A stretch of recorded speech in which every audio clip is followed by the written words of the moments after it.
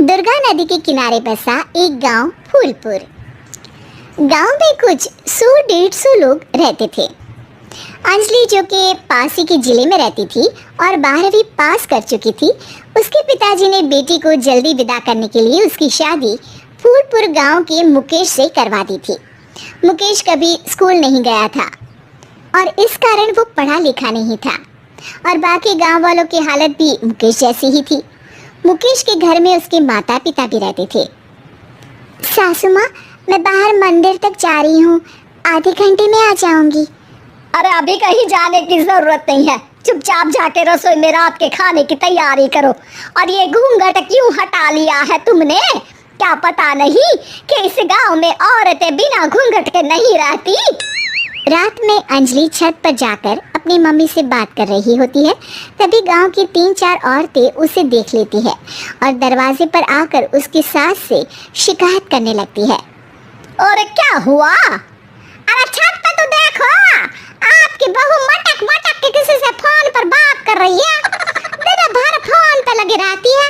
अरे कल तो मंदिर के पास वो क्या कहते हैं, सेल्फी ले रही थी।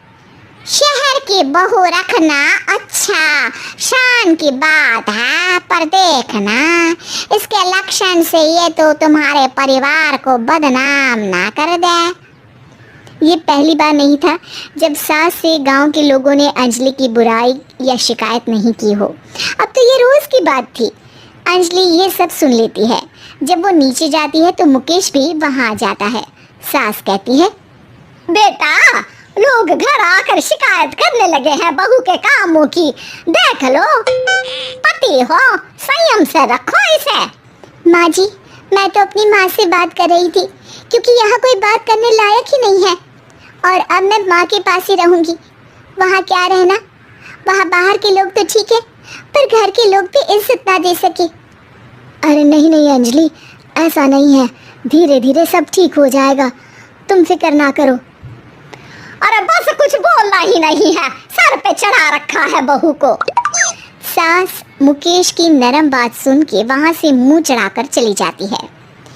मैं तो कहती हूँ हम दोनों शहर चले जाते हैं।